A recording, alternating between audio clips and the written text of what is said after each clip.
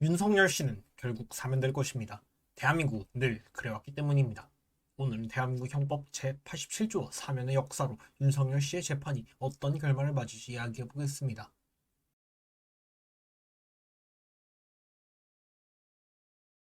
먼저 윤석열 씨는 12.3 비상계엄 선포 사건과 관련해 형사 기소되었으며 2025년 1월 헌법재판소는 12.3 비상계엄 선포 사건으로 그를 대통령직에서 파면하였습니다. 그에게 적용된 혐의 중에서 가장 중요한 것은 내란 우두머리 혐의입니다. 내란 우두머리 혐의는 사형, 무기징역 또는 무기금고에 처할 수 있습니다.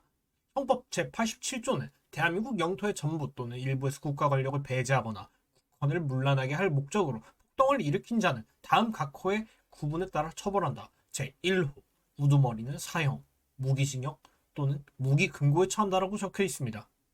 이처럼 형법 제87조는 국가의 권력이나 헌법 질서를 무너뜨리기 위해 폭동을 일으킨 자를 처벌하는 내용을 담고 있으며 특히 우두머리로 인정될 때에는 사형까지 선고할 수 있도록 하고 있습니다. 법률적으로 내란 우두머리는 단순 가담자가 아닌 국가 질서 전복의 상징적 책임자로 보기 때문에 최고형인 사형이 가능하며 내란죄는 국가의 존립 자체를 위협하는 행위를 처벌하는 조항으로서 후계에게 사형까지 허용하는 엄중한 법조항입니다. 또한 대한민국 헌법은 대통령도 내란, 외환의 재해의 경우 재직 중 형사소추를 받을 수 있다고 규정하여 최고 권력자에게도 예외 없이 적용됩니다. 이는 윤석열 씨에게 적용되어 2025년 1월 19일 오전 2시 59분 전직 대통령이 아닌 현직 대통령 신분으로 구속된 헌정사상 최초의 대통령이 되었습니다. 법조계 주류는 무기징역 선고 후 사면을 예상합니다. 먼저 역사를 돌아보면 전직 대통령에게 사형이 집행된 적은 없습니다. 전직 대통령 중 가장 큰 형을 선고받은 전두환 전 대통령은 1996년 내란 및 반란 수괴로 1심에서 사형을 선고받았습니다. 그러나 항소심에서 무기징역으로 감형되었고 대법원은 이를 확정했습니다. 같은 하나회 및 군사반란 가담자였던 노태우 전 대통령 역시 22년형을 받았으나 17년으로 감형되었습니다. 더불어 두 전직 대통령은 구속 2년여 만에 김영삼 전 대통령의 특별사면으로 풀려났습니다. 대법원 확정 판결 8개월 만이었습니다. 즉 대한민국 전직 대통령 중에서 가장 큰 형을 선고받은 사람조차 무기징역이 최대였으며 이마저도 구속 2년, 대법원 확정 8개월 만에 사면되었습니다. 민주화의 상징이던 김영삼 전 대통령은 IMF 국면에서 지지율이 급락하자 국민통합 명분으로 군부 독재 수괴들을 풀어주었고 촛불혁명의 산물이라 불린 문재인 전 대통령 또한 임기 말 본인이 탄핵을 주도한 박근혜 전 대통령을 지지율이 떨어지니 임기 말에 사면했습니다. 국민들은 정의를 외치던 대통령들이 자신의 말을 뒤집고 특별사면으로 인한 정치 거래를 목격했습니다. 이는 이재명 대통령과 차기 대통령들이 윤석열 씨를 사면할 것이라는 분석을 타당케 합니다. 이뿐만이 아닙니다. 법원은 범죄의 피해 규모를 산정하여 판결합니다. 하나의 출신 대통령들은 12.12 군사 반란과 5.18 사건의 살인에 대한 책임이 있습니다.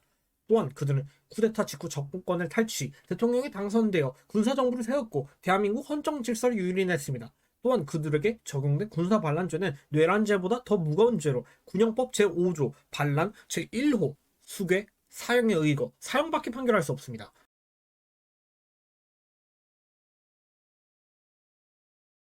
즉 내란 우두머리 혐의인 윤석열 씨보다 더 중대한 죄목으로 기소되었습니다. 이와 달리 윤석열 씨의 내란은 계엄이 330여 분만 지속했다는 점, 부상자가 발생했지만 사망자가 없었다는 점과 소수의 군인만 가담한 점을 들어 법원은 전두환 전 대통령보다 낮은 형량을 판결할 명분이 있습니다.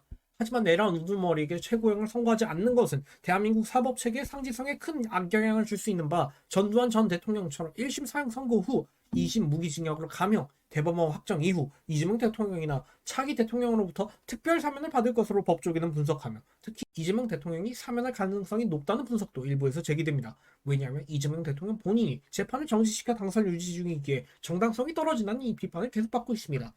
이에 따라 다음에 지지율이 내려가면 윤석열 씨를 특별 사면하여 본인이 정당성을 재차 확보하고자 할 것이라는 분석이 제기됩니다. 결국 대통령 범죄에 대한 결말은 반복되어 왔습니다. 판결문에 형벌은 기록되지만 실제 결과는 감형과 사면이든 이번 윤석열 씨 사건도 별다른 차이를 보이지 않을 겁니다. 시청해 주셔서 감사합니다. 그리존이었습니다.